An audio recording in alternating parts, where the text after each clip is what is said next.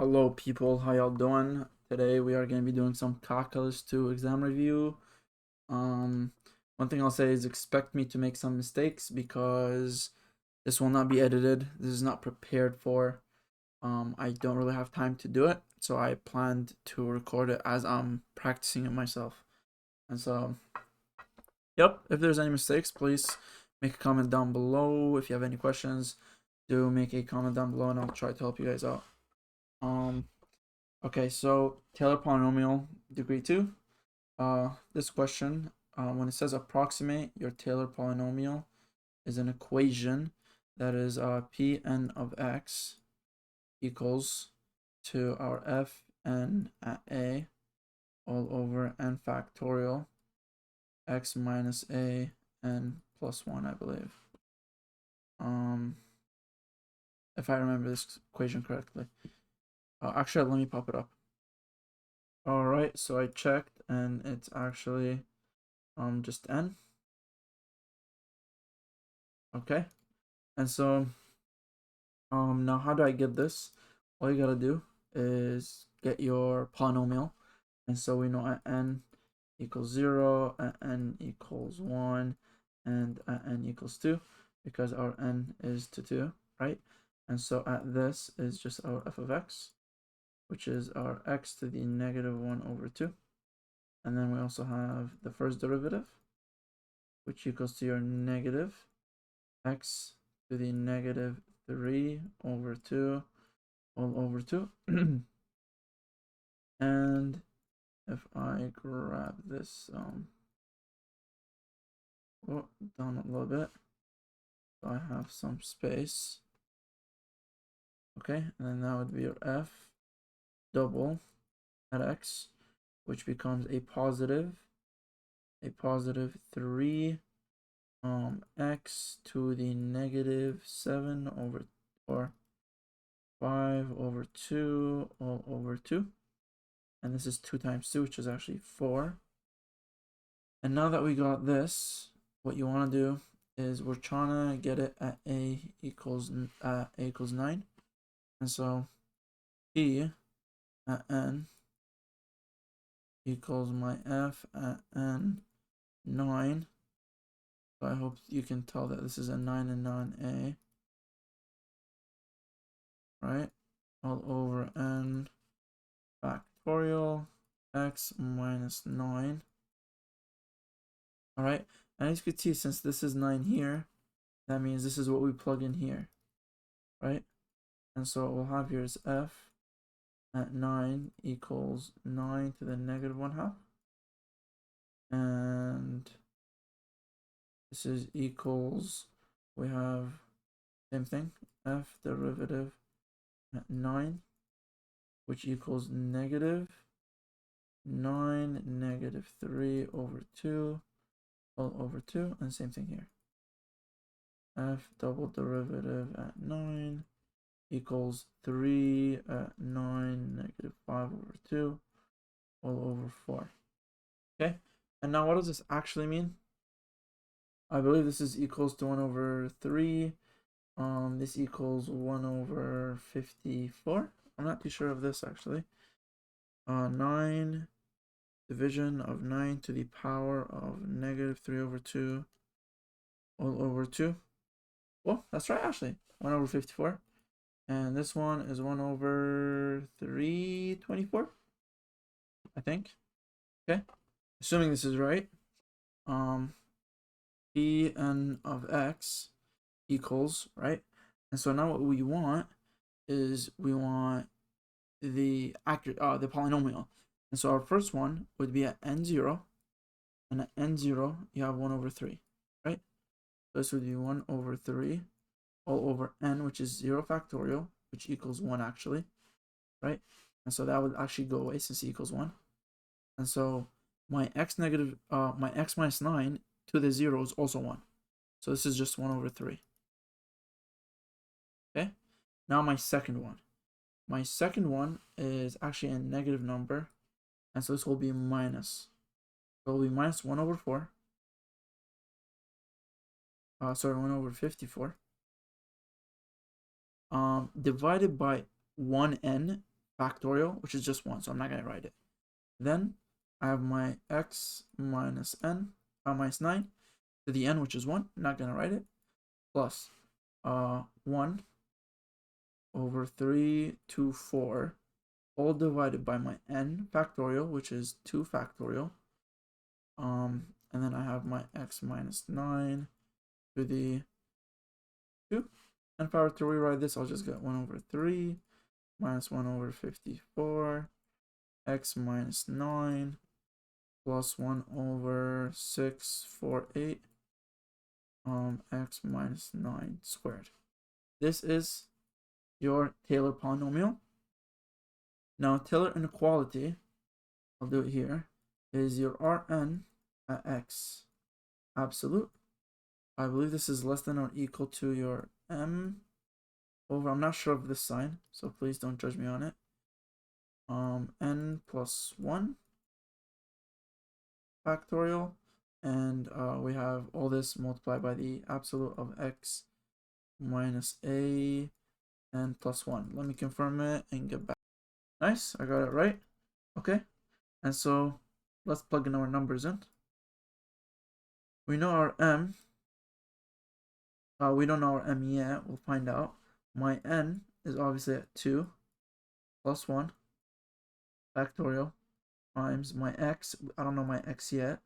Minus 9, 3, 2 plus 1. Okay, why is this 2?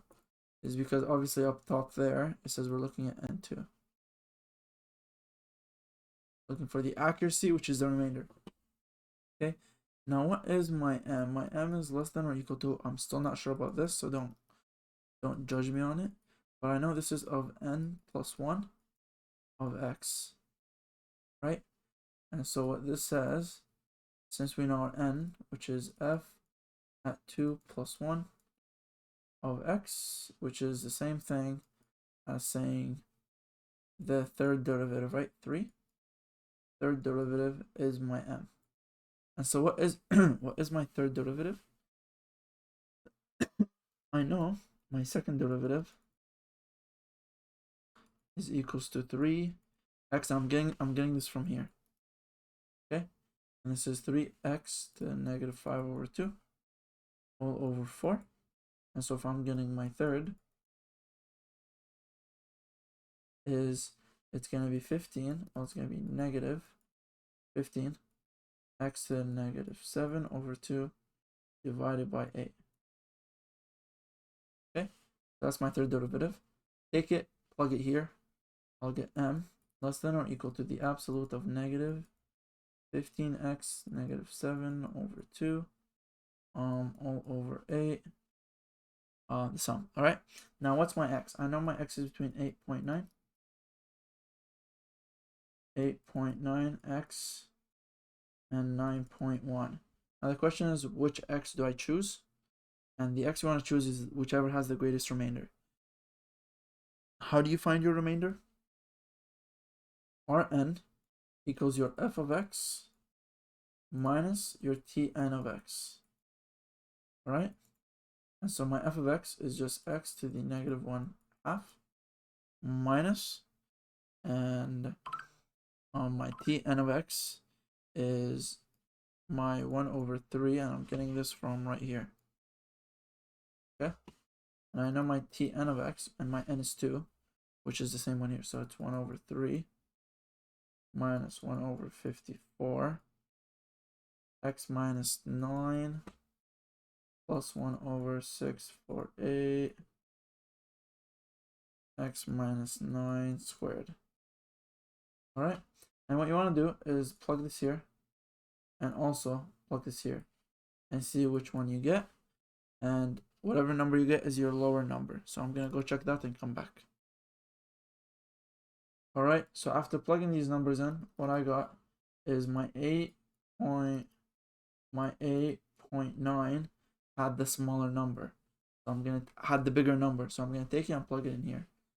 So I'll get m at absolute negative 15 times 8.9 to the negative 7 over 2 all over 8. Okay, whatever number you get here, you want to sub in for your m. So my R2 at x absolute is my m, which is absolute of negative 15, 8.9, negative 7 over 2, all over 8, all divided by 3 factorial. Okay, and my x uses the same, 8.9 absolute minus 9 to the 3, and that would be our answer. Here, when finding Taylor inequality, which of the following m were this, right? And then we got this one. As you can see, 15 over 8, we're taking the absolute, so they got rid of the negative. 15 over 8, 8.9 to the negative 7 over 2. All right. Now reverse the order of the integration. Okay, this one should be 3 marks. As you can see, first you want to always make your graph. When it comes to double integration, make your life easier. All right, and we know our dx goes from a function, right? It goes to a function, from a function to a number. So we know it ends up at 2 somewhere. Let's leave it like this for now. We know our y goes from 0 to 4. And since x goes from a function, we're going to draw a random function. Maybe it looks like this, maybe it doesn't. All we know is it starts from a function and it goes to a straight line because of the 2, right? And so we know we're going to name this my root y, right? And for accuracy purposes, I'll make this and 4 like this. Okay. Now, obviously, since we know that our dx on the inside, it goes from y to the number, we're integrating like this.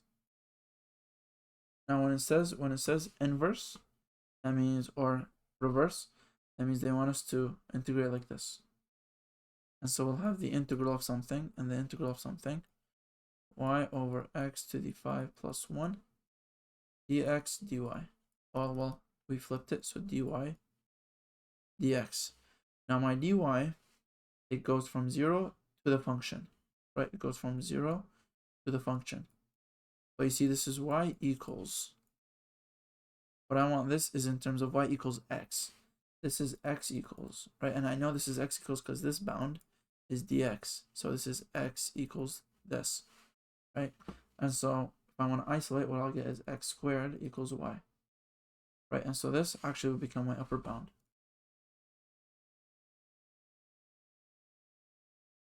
Right? So I'm going now from 0 all the way up to my x squared. That's how I'm integrating.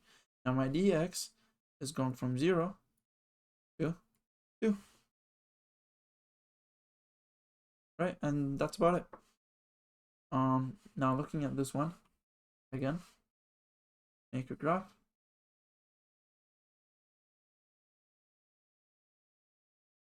There you go. And what this says is obviously reverse again. My dx, my dy goes from 1/2 to 1. Okay?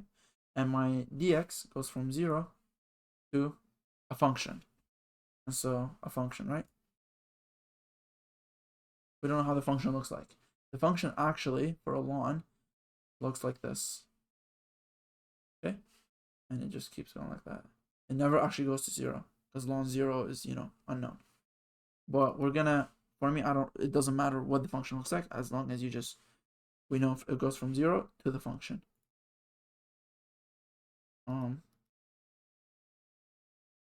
Right? And so now we're integrating like this. And we're going from x0 to the function. And my y, we're going from 1/2 to 1.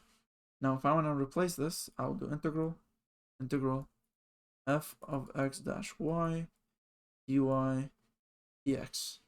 Okay? Now, I know my y starts, so right now I'm going to reverse it, so I'm going to integrate like this. Okay? So I know my y goes from 1/2, right, to the function. And the function is So if I want to isolate for y, I'll get y to the e negative x. I just isolated for y here. Okay, and so I know this will go up to the e negative x. Okay, now my dx, I know, goes to 0. It starts from 0, right? Starts from 0, and it goes all the way up to something. What is that something? I know that at this something, my y is half. So what's my x here? This is the area I'm looking for. Okay? And so what is my x at y 1 over 2? And so you take it and you sub it in here. And so your upper bound is negative ln 1 over 2 equals your x, right?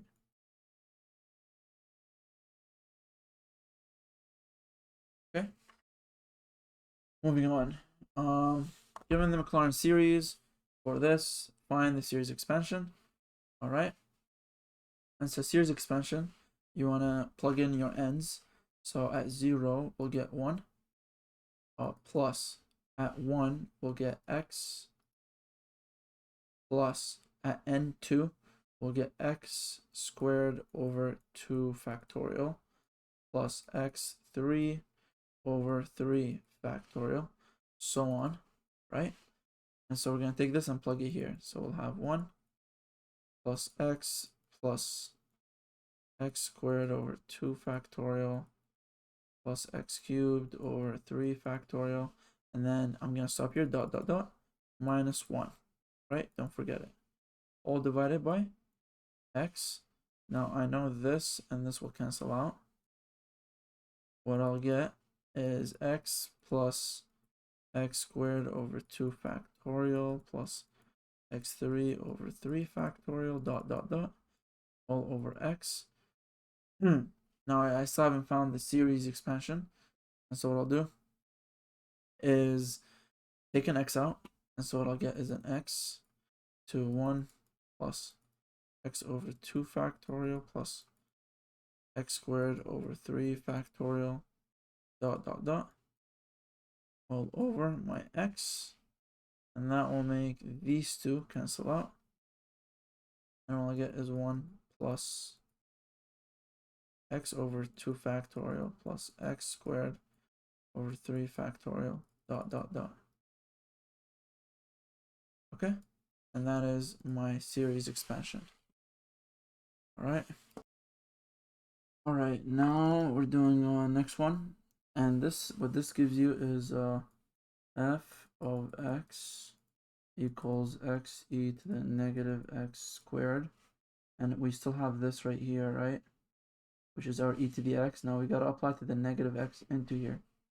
And so what will happen is we'll get the sum, alright, of my x, not to the n now. This is x to x squared, right? And all this is to the n. Okay? And this is divided by n factorial. I still have my x outside here. Okay, I haven't done anything to it yet. And I still have my here, this is your negative x, so you're going to include that here now. Okay? And so if I make this actually bigger so you guys can see better, my x on the outside will stay, and I'll get my sum, and my e, I'm going to plug it up there, so I'll get negative x squared n all over n factorial. Okay? And so then you can rewrite this to become your sum negative, you have your x to n all over n factorial.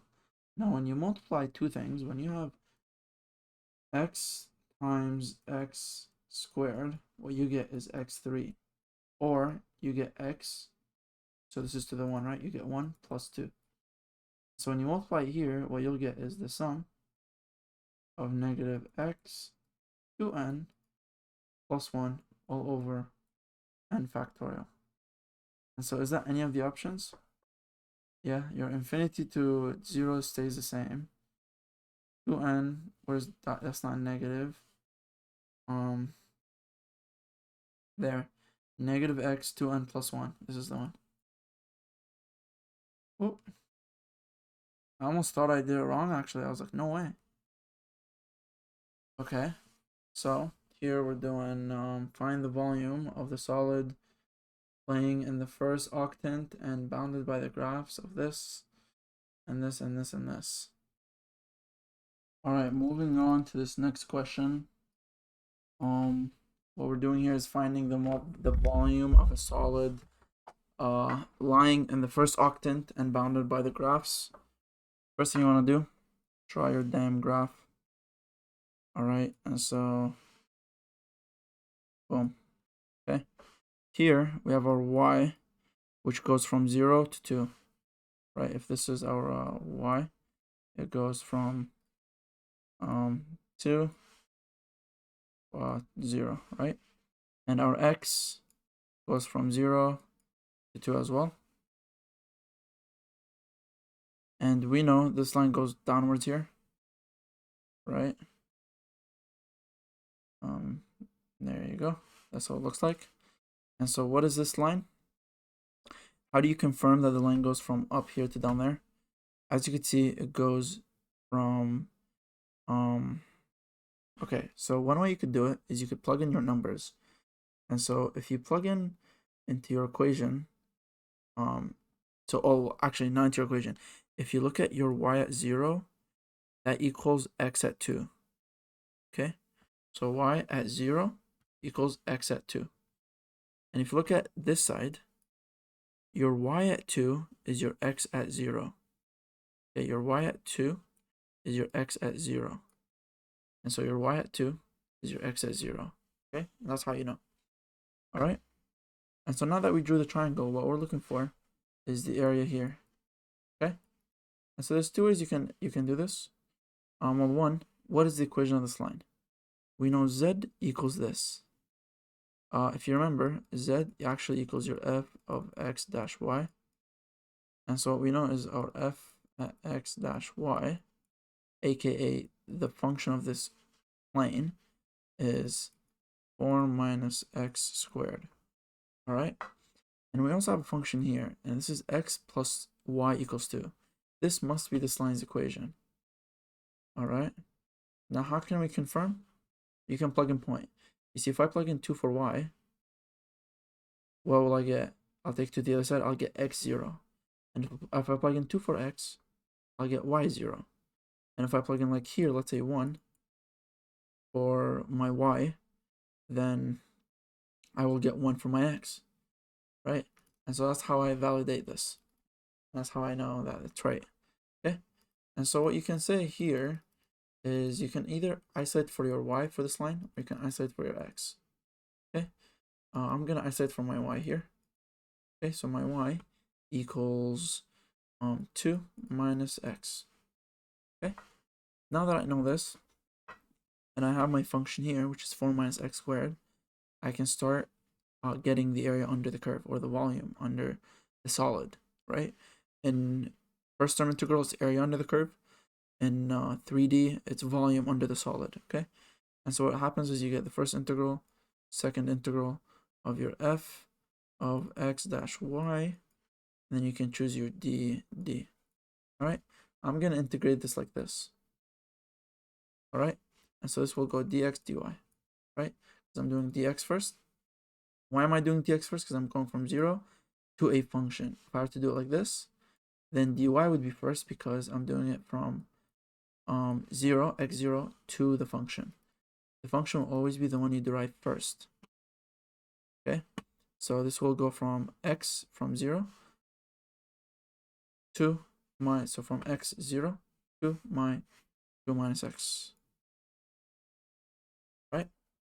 And actually, this is wrong because my dx is supposed to be in terms of x equals. This is in terms of y equals. So I gotta change this in terms of x equals. So x equals 2 minus y. There you go. Right, and so if I delete this, I put my bound in, which is 2 minus y.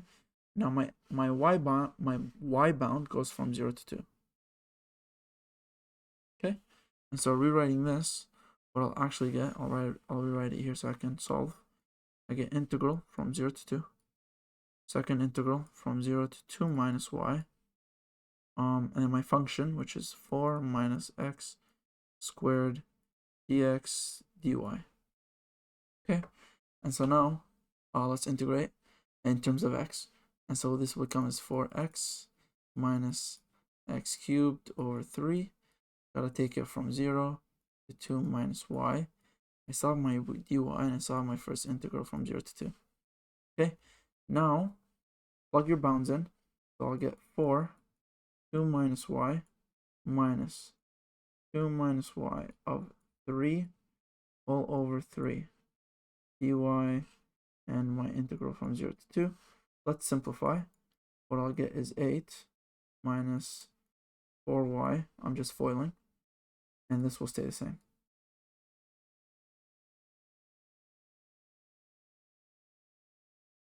Okay. Now I'm going to split my integrals into two parts. I have the integral from 0 to 2 of 8 minus 4y. And then I have minus the integral from 0 to 2 of 2 minus y cubed over 3 dy. Now, if I integrate this in terms of y, I'll get 8y. Okay, I'll get 8y minus integral of 4y is 4y squared over 2. I'm going to take my bounds from 0 to 2, right? Minus the integral of this is actually a u sub. So you do your u equals 2 minus y, and your du equals negative dy. Okay, so negative du equals dy. Sub those in, you'll get now minus the integral from 0 to 2 of u cubed over 3 minus du, negative du, not minus, right? So if I take the negative out, this will actually become a plus. If I take the negative out, right? And so this is my integral now. And so if I rewrite this, I get 8y minus 4y squared over 2 plus the integral of this, and I'm subbing my u back, will be 2 minus y. And when I integrate this, will become 4 all over, divide by the 4, it becomes 12, right? And I gotta take my bounds from 0 to 2. Now when you take your bounds, when you plug in 2, you'll get 8,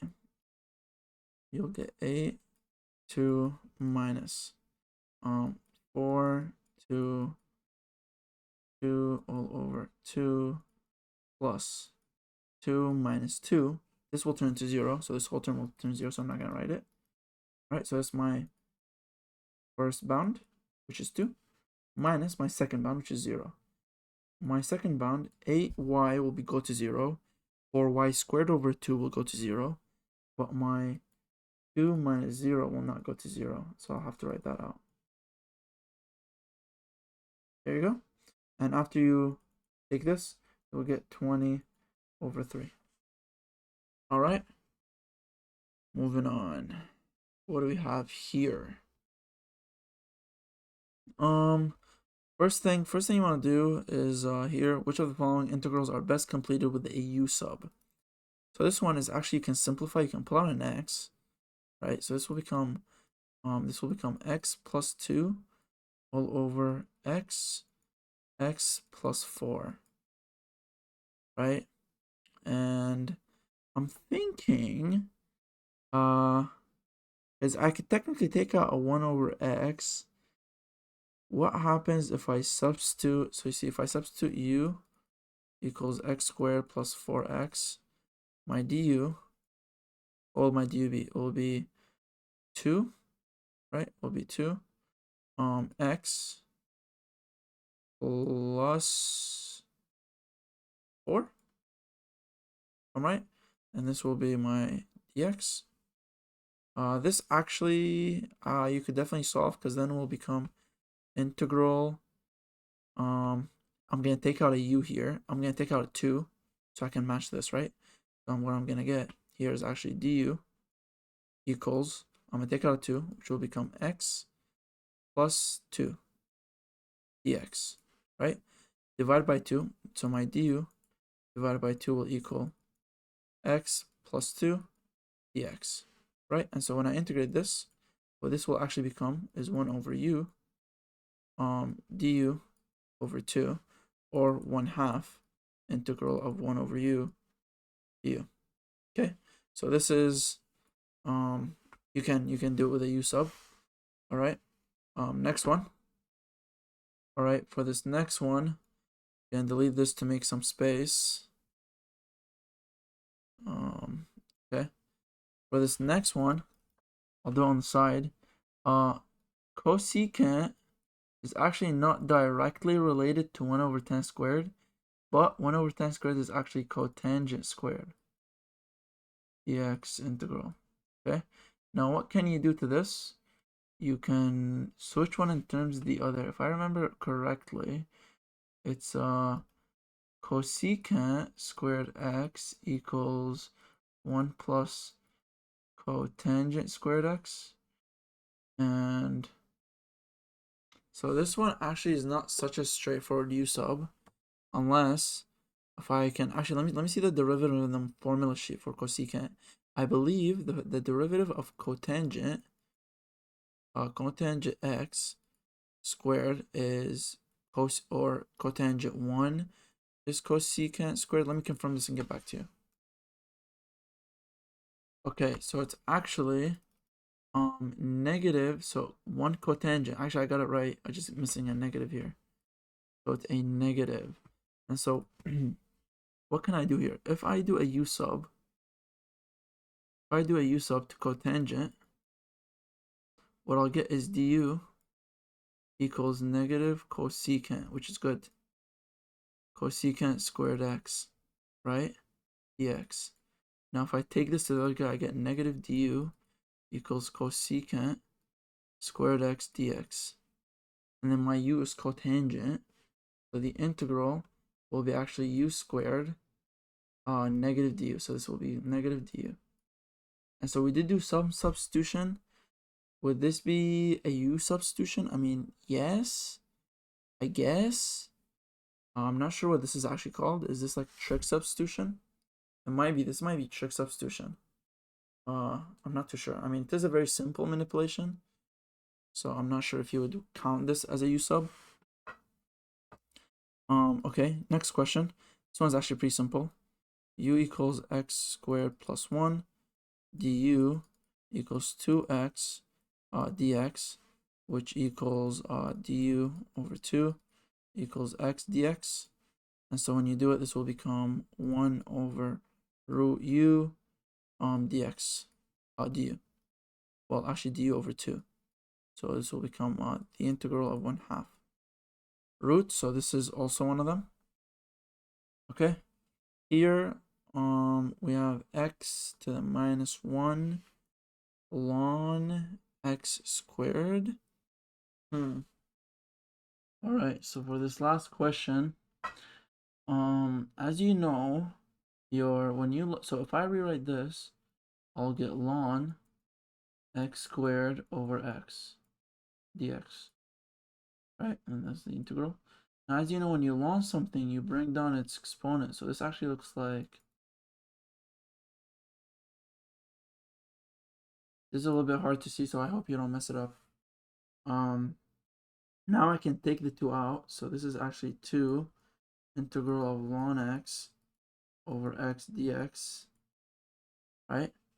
And so now what I could do, I can make my u equals ln x, and my du is 1 over x dx.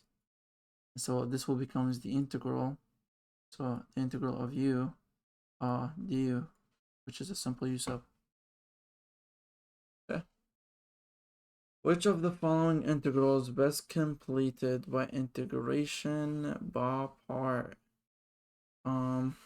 This first part you could do, I believe, u sub u equals e to the x, and then my du equals e to the x dx. And so this is actually a u sub. This will become the integral of cos u du. So that's not it. X squared e to the x. can I integrate this using a u sub? So you could, the only thing I could u sub here really is either e to the x, which will give me a derivative of e to the x, which I can't really replace. The other one I can put as x, but that's useless. And the other one is x squared, which my du will be 2x or just x. But I can't replace that either.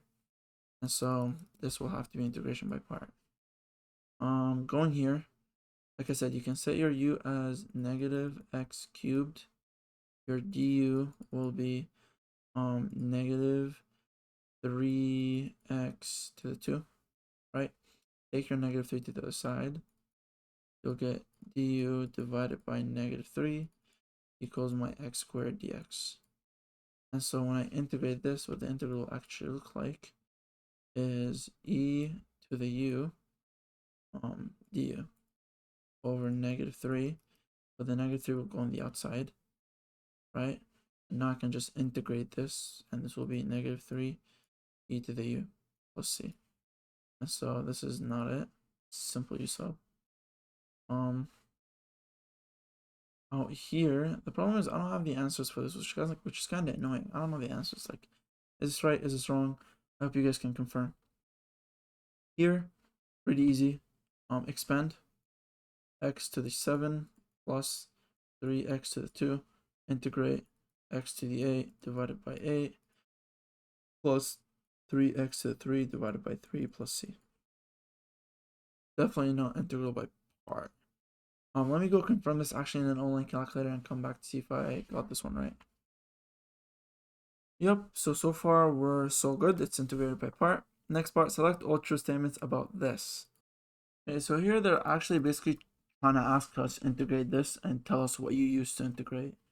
And so to integrate this, we have the integral. I'm just gonna rewrite this because I like it better that way. And so we have x squared 4 minus x squared. Actually, I'm gonna write this bigger. I'm gonna need some more space here. Yeah, we'll do it this side. So we have the integral of 1 over, what do we have? X squared, and then we have root 4 minus x squared all cubed. Yep. Okay. So now me trying to integrate this, what can I do? Can I do a u sub for 4 minus x squared? If I do a u sub here, x squared, what I'll get is a 2x for my dx, but I can't replace that. I definitely will not be using this. One thing I could use is my sine identity. And what is my sine identity or cosine? We have cos. Let me check my formula actually, and I'll be right back. Okay, so actually this is not included on the formula sheet, so I'm gonna have to use my memory, and maybe I'm wrong. The whole point of this is I'm taking it like it's a test, and so should you. And so the formula that's actually is written though, the formula that is written is sine squared x plus cos squared x equals 1. If I isolate, I'll get cos squared x equals 1 minus sine squared x. And if I remember exactly, your x equals a sine x, right? And so my a here is my root 4, which is 2, and I just have sine x. And so what I want to do now is go here and replace it. So I'll do integral of 1 over x squared 4 minus 2 sine x all squared 3. And we have obviously dx. And now what I'll have here, obviously I just use this one. So I mean I could just, this will require, but I'll just finish it for extra practice, and so should you. X squared, what I'll get is root 4 minus 4 sine squared x. And if you can see, what we're trying to do here is manipulate this motherfucker. All right, to get rid of this root. This root is annoying. All right, and so 1 minus, now we'll keep x squared again, and what we'll have is I'll pull out a 4, so I'll get now root 4 1 minus sine squared x. I still have my root, I still have my cube. Okay, and this will become 1 over x squared. My root will cancel out with the 4, giving me a 2, but I still have a root here.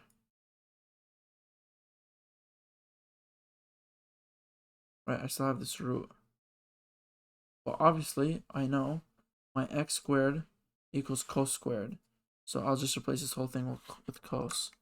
I'll zoom in case you guys can't see. Alright, and so I get 2, and then I get root cos 2x. I replace this with cos 2x. Okay, and so cubed. And so what I'll get is 1 over x squared 2 cos x cubed. Alright, all this to get to this point, and we'll have, obviously I know my x is sine, so I'll replace that now.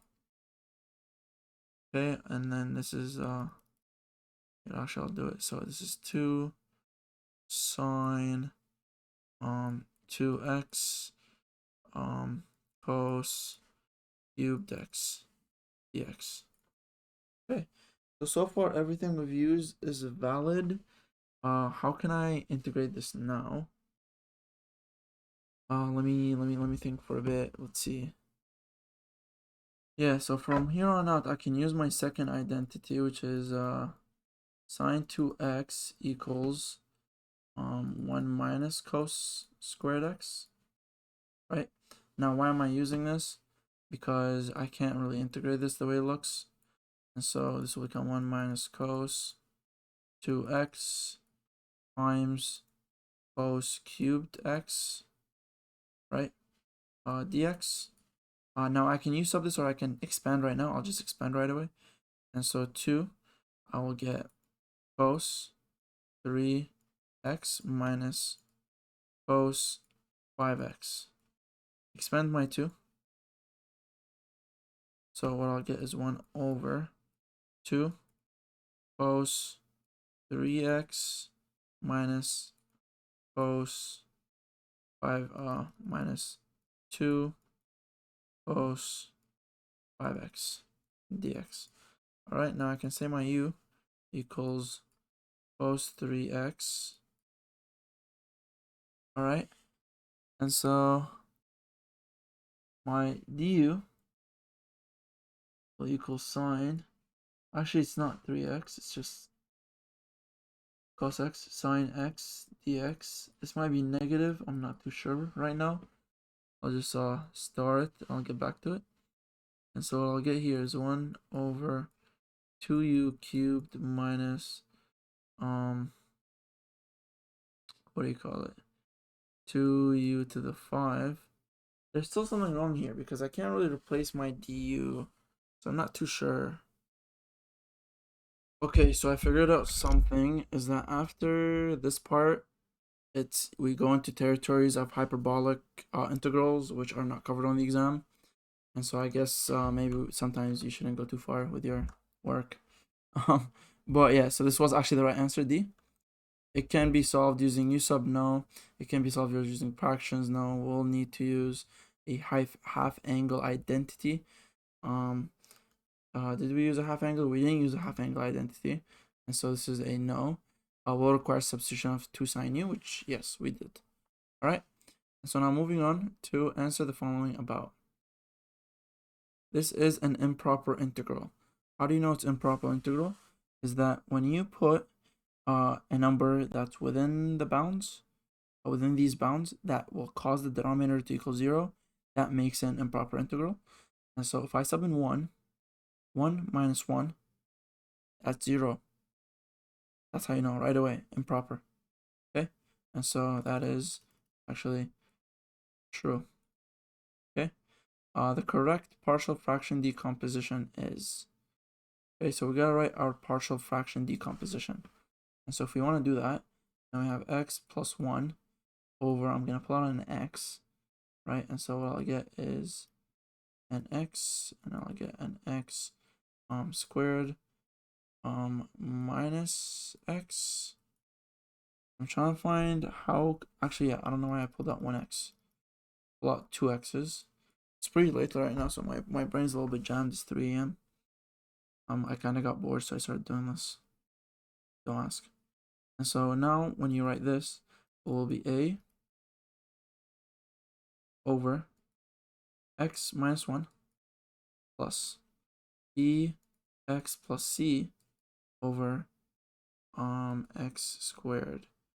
I don't remember if you were supposed to do it for once or, yeah, no, this is right. Okay, so yeah, this is the decomposition.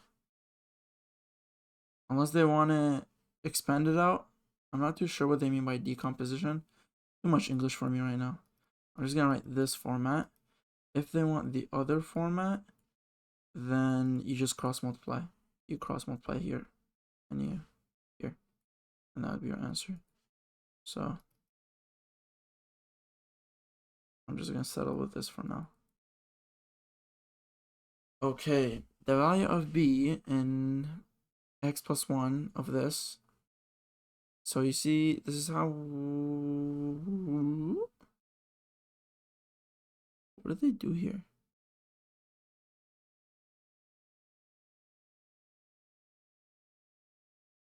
Is that the same question? Because I don't think this is what it would equal. But let's go ahead with it. The value of b in this is, how do you find the value of b? You gotta find a number that makes everything go to 0. So if you choose x, you choose x at 0, what you'll get is 0 plus 1 equals a times 0, 0 minus 1, so this whole thing goes to 0, plus b 0 minus 1, plus c 0 squared. So this will go away, this will go away, you'll get 1 equals b, you'll get 1 equals negative b actually.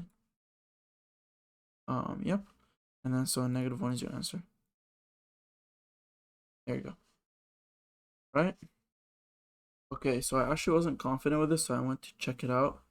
And this actually counts not as a quadratic. And so you don't use it like this. You would rewrite it.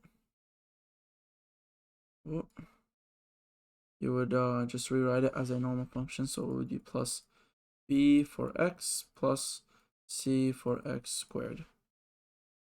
And so that would be your decomposition.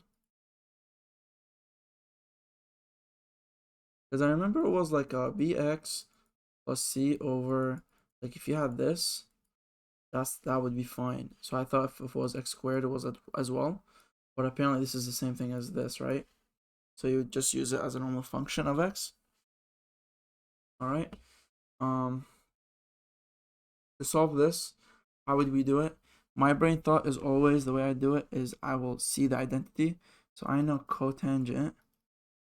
As soon as you want to do your you want to do the derivative of either of them, cosecant and cotangent.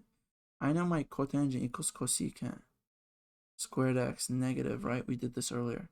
So if I make if I make this co x, then my du will be negative cosecant squared x, right? So I know when I put my du in, it will take 2 of these, and I'll have 2 left. Now I also know my cotangent squared x equals 1 plus cosecant squared x. And so, or sorry, I could replace this the other way. And I believe 2. I believe cosecant, I'll have to confirm this formula actually. 1 second, let me confirm it. Okay, so the formula is actually cosecant squared x equals 1 plus cotangent squared x. By the way, I'm checking this from the formula sheet, and so should you. Don't go on Google and like use the formula sheet so you don't take time looking for shit. You know where shit is because you've practiced. Okay, and so now what happens is I know when I plug in my u, this will become u3, right? And then when I plug in my du, this will become negative. This will become du, right? And what will happen is when I plug in my du, it will take two of them. So I'll have a cosecant squared left.